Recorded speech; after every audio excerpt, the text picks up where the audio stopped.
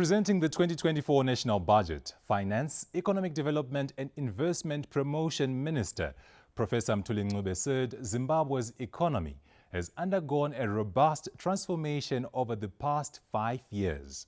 Now, the 2024 National Budget will focus on consolidating these gains by laying the foundation for sustainable and inclusive growth. Today, we will take an analysis the recently rolled out 2024 National Budget. But first, we look at the exchange rates as of today.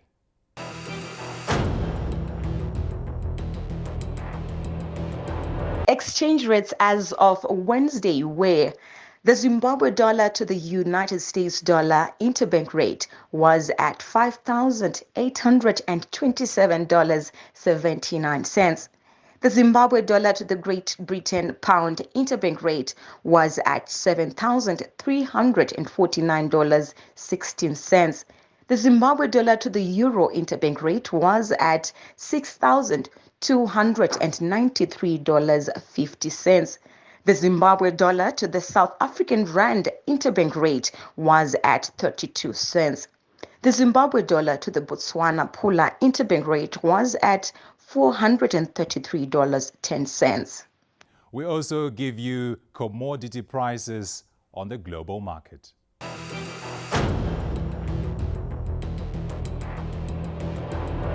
Commodity prices as of Wednesday afternoon were: gold per ounce traded at $2,043.20 after it went up by 0.34 percentage points.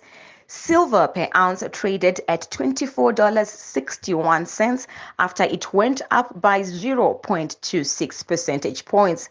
Copper per pound traded at $381.35 after it went down by 0.78 percentage points.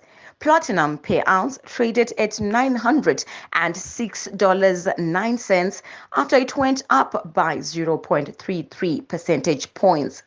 Well, that's all we had for you in the first segment of World of Business. Do join us in the second segment, where we will be taking an analysis of the 2024 National Budget. We'll be joined by Dr. Tinashe Muzamhindo and Mr. Malone Gwadu. You don't want to miss that. Stay tuned.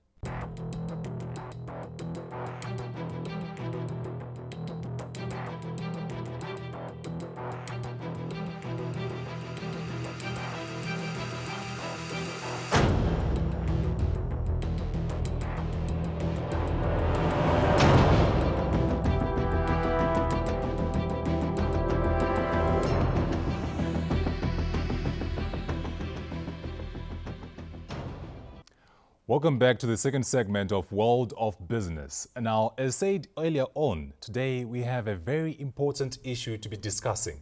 The Finance, Economic Development and Investment Promotion Minister, Professor Mthuli Ncube, presented the 2024 National Budget last Thursday under the theme Consolidating Economic Transformation. Now, we are going to be unpacking the outcomes with guests Dr. Tinashe Muzamhindo, the Chief Executive Officer of the Zimbabwe Institute of Strategic Thinking, also known as ZEST, and Mr. Malone Gwadu, who is an economist. Gentlemen, thank you for joining us to discuss this very pertinent issue. Pleasure. Now, Minister Ncube said the economy has undergone a fundamental transformation driven by growth in critical sectors such as infrastructure. Now, I'll start with you, Dr. Muzamhindo. What are some of these key projects which are earmarking tremendous transformation post the COVID-19 era? Okay, I think let me start by saying soon after the COVID-19 era, citizens were driven, in other words, stakeholders were driven to think outside the box. What we call transformative thinking, which led to many projects, economic transformative growth or growth transformative strategy in different sectors of the economy, such as infrastructure development. We saw the inking of towards the 12 billion mark in the mining sector. There was a rapid change, especially in the construction industry. As you can see, we have a lot of projects that were ongoing. Madokero, High Glen, we talk of West Prop, there are a lot of projects and there's a lot of construction in the country. Especially, it made a lot of private players to come in and partner with the government. Also, we talk of self-sufficient, especially in the agri sector, like wheat, for example. There's a lot of activities in the infrastructure development, such as the Emergence Road Rehabilitation Program. So we saw a lot of construction, especially the roads. We can tell the Mbuzi project. There are a lot of ongoing economic transformation. So in other words, this was led by transformative thinking outside the box. Now, obviously, these are some of the factors which were considered in coming up with this proposal of the 2024 budget. I now come to you, Mr. Gwadu. The 2024 national budget has gone an extra mile in broadening the tax base. Now, this includes trying to bring potential income into the tax base. Now, this was accepted with different opinions. What do you think can be the negative effects associated with the recent extension of taxation to residential properties, as well as reducing the threshold for VAT to 25,000? Well, I think it's important to understand the budget in the context of the global phenomenon. We've got very limited capital flows globally due to tightening liquidity issues, high interest rates, limited capital flow due to wars, and limited international credit lines. So this has led to an inward look for the fiscal authorities, which then necessitated for this downward review of VAT and property value considerations. But obviously, the taxes that are being proposed have got largely a threat in terms of disposable incomes for our citizenry. Tax means limited disposable income for the general population and more spending capacity for the government. So the limited disposable income can retard our economic growth prospects around consumption as well as rental incomes, which will have a trickle-down effect on tenants. Okay, so what now can be the mitigating factor? Because this is going to have a very big impact on the very ordinary citizen. I think there's need for further alignment with existing laws around property taxes. Properties have got existing taxes rates, such as your stamp duties that are paid on transfer, as well as capital gains taxes on transfer. I think if you have a credit scheme where those aspects are considered, it can have a less impact in terms of being a threat for growth. Will that work? Potentially it could, just that tax considerations are not the generic understanding of every person. But with the relevant authorities and with the relevant technical expertise, I believe we can reach a compromising position. Because as it stands now, it's largely a threat for general population in terms of tax being on property, and obviously property owners will transfer the burden to the tenant. That's if it's got a tenant. Okay. Okay. So now one of the major factors which were critical is in the manufacturing sector. I'll come to you, Dr. Muzamhindo. Is the national budget likely to succeed in capturing the informal sector, especially those players that have been making a lot from the informal sector activities? Yes, I think it needs to be complemented, especially to align the budget, especially with the expectations in the informal sector. And there's need also for cocktail measures outside the fiscal measures that are likely to be implemented, and also social benefits in terms of like banking facilities or opportunities surrounding the banking sector. Especially we have banks like Women Bank, Empower Bank, and all those, and other players who are likely to come in, financial institutions. So there's need to play around the budget and align it, especially to the expectations of the informal sector. We have monetary policy measures thresholds, and they need to be aligned. Now that the budget has been announced, and I think it's very important to come up with monetary measures, policy measures that can be aligned to what people are expecting, especially in the informal sector. We have NASA. They need to come up with a scheme to partner with the informal sector, or particularly the concept of incentivizing the informal sector. It's very key. Okay, so still on the informal sector, the 2024 budget also outlawed manufacturing sector players from dealing with the informal sector that you talk of. What is the likely impact of this measure on manufacturing sector performance, and how will this affect informality? Mr. Gwadu, you can respond to that.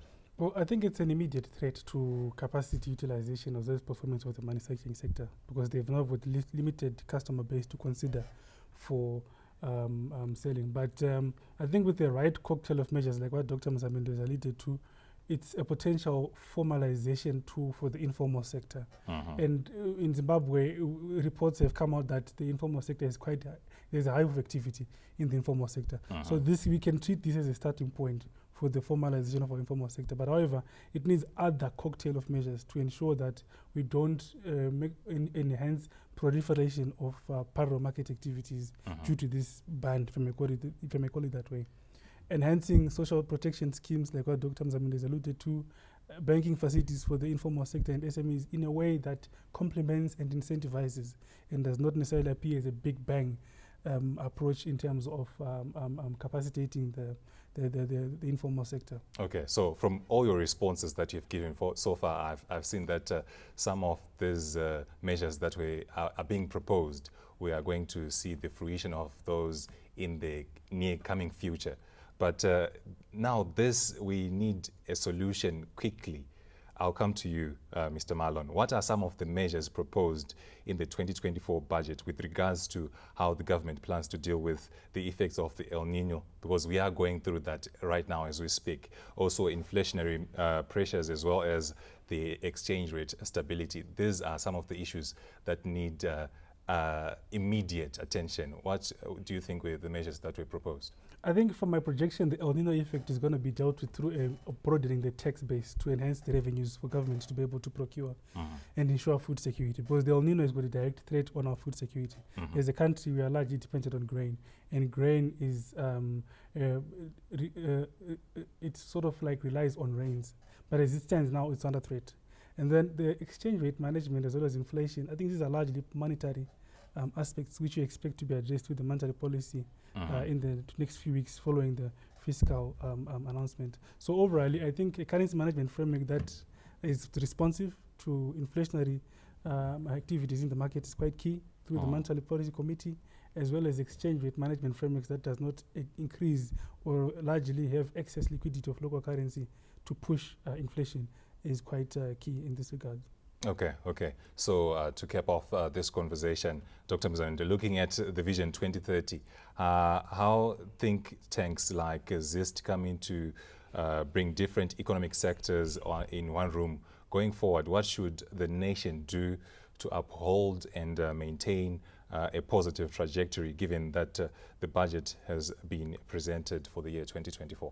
Yes, I think the important aspect of coming together as a nation, I think we need to bring opinion leaders together for more strategic engagements. So we need to do what is called strategic collaboration, which feeds into planning and implementation. Because now that the budget has been announced, it has to be aligned towards the Vision 2030 mantra, which His Excellency President Mnangagwa is trying to push, and which is very important and key. So we then need to bring all opinion leaders together. We are talking of private sector, state entities, we are talking about the public sector, we are talking about heads of parastatals, we are talking about academics, researchers, all those people. They are very, very key and important, especially on structuring the Vision 2030 mix.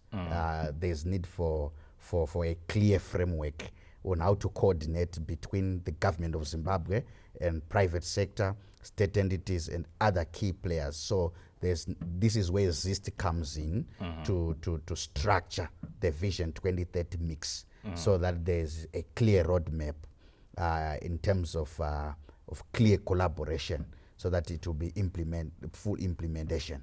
Okay.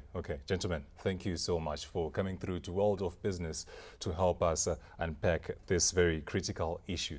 That was Dr. Tinashe Eric Muzamhindo, the Chief Executive Officer of Zimbabwe Institute of Strategic Thinking, as well as Mr. Malone Gwadu, an economist who are helping us unpack the proposed 2024 national budget. Now, we just wrestled through the tip of the iceberg of this proposed budget, but we will continue to analyze it as we go through in other segments of this program. Now, that was it for the second segment of World of Business. Join us as we look at other things as the show progresses.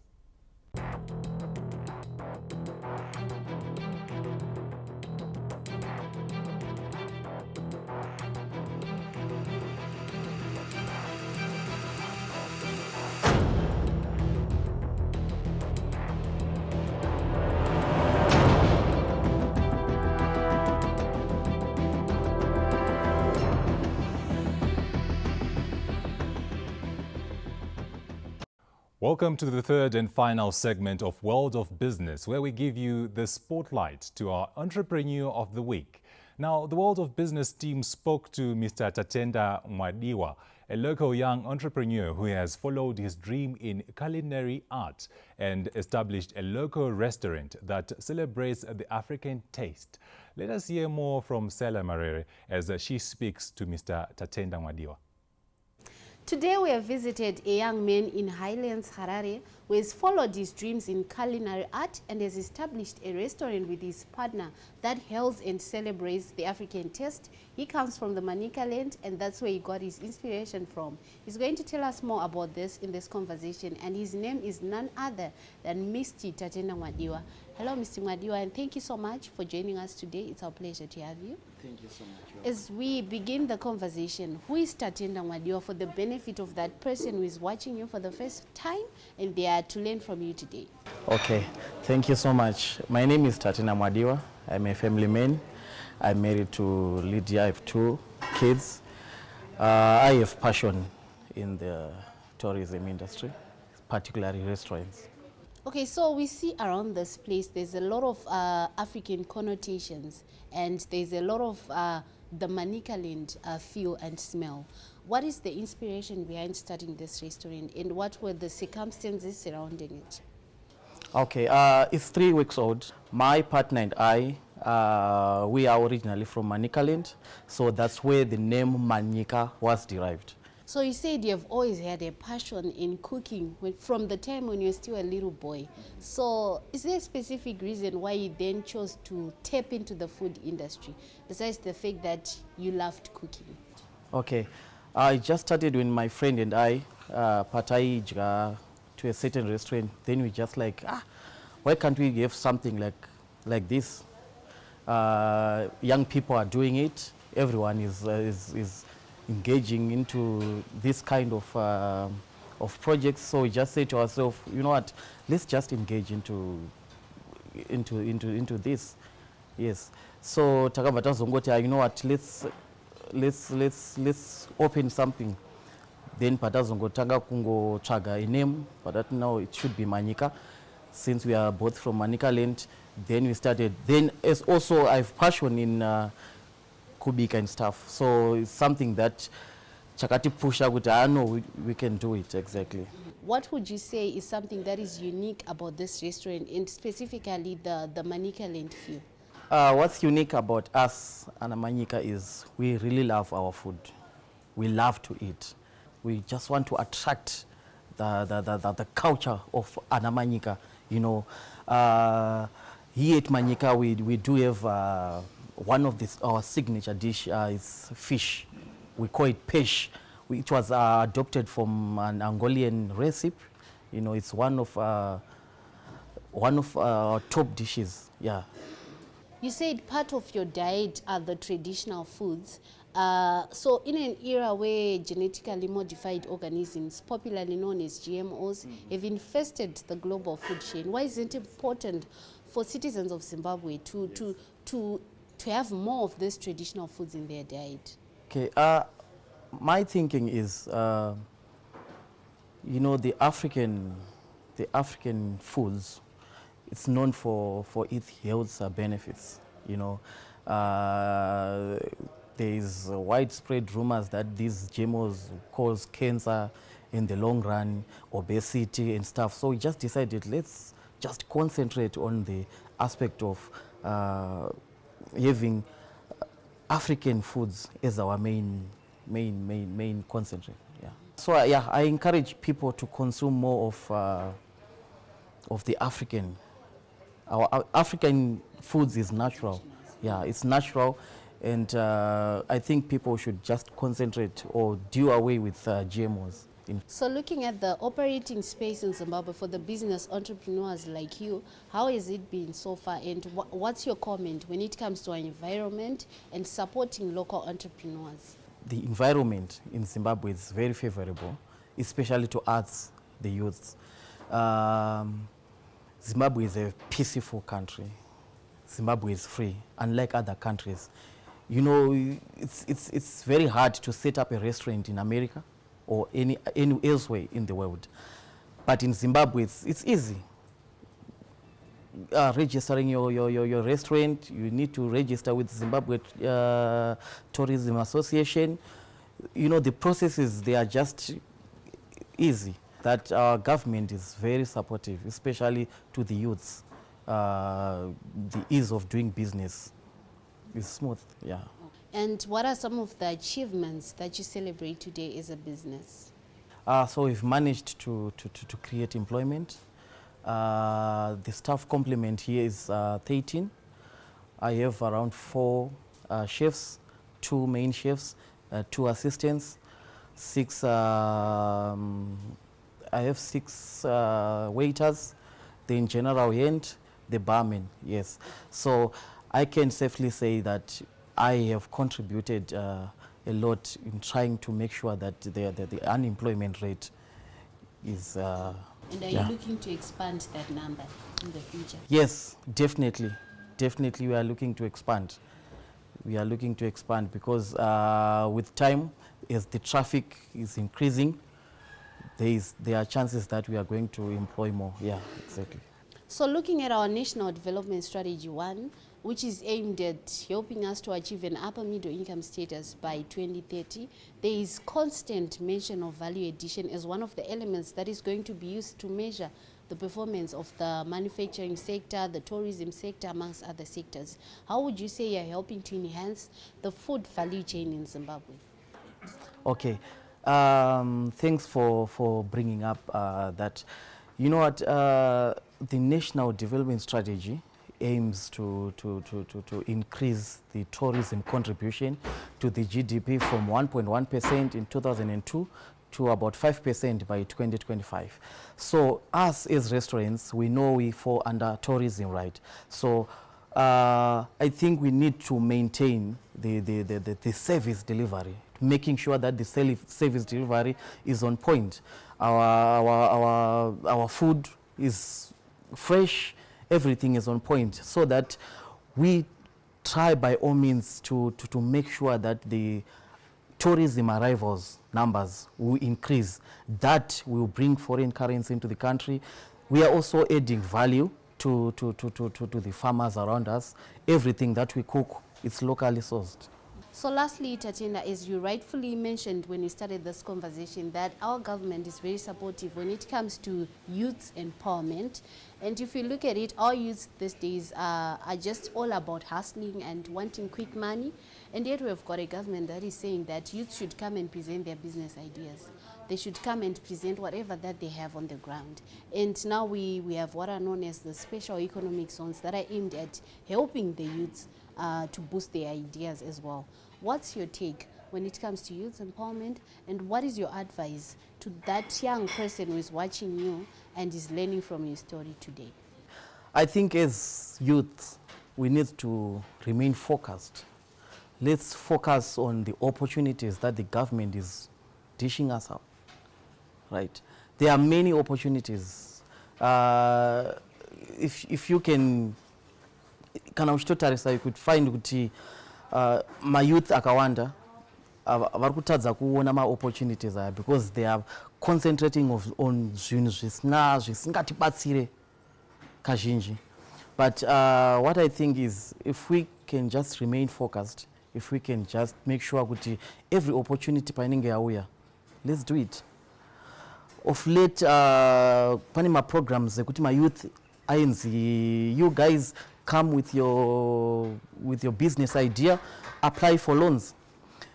Kana umwana achizona vanoona kunge zvinhu zvekutamba, vanoona kunge zvinhu zvekunyepa and stuff, but give it a try. make sure that you try by all means to take advantage of these opportunities rather than wasting time on complaining nezvinhu zvisina kwazvinotisvitsa. At the end of the day, in future, my youth vezera rako uchazongoona kuti vari kugadzira life yegeneration yechi3, but iwewe yako chaiyo where you are, you can't even do anything. Yes. Thank you so much, Mr. Mwadiwa, for Thank the you. very insightful conversation that we have had with you. Yes, And we yes. definitely applaud the work that you're doing in Zimbabwe. Please keep it up. Thank you so much. Somebody once said to me, the only person you should be scared of if you're a young person in Zimbabwe is the person who was born yesterday. It is our responsibility as the youth of Zimbabwe to take up the roles and the responsibility to build our nation. That brings us to the end of this week's segment of our Entrepreneur of the Week. Be sure to join us again next week. It's now back to the studio. Well, that was the third and final segment of World of Business that brought into the spotlight that there is no limit or age when it comes to what you can become in Zimbabwe. That brings us to the end of this week's edition of World of Business. Well, we had a lot of things to discuss, very interesting issues.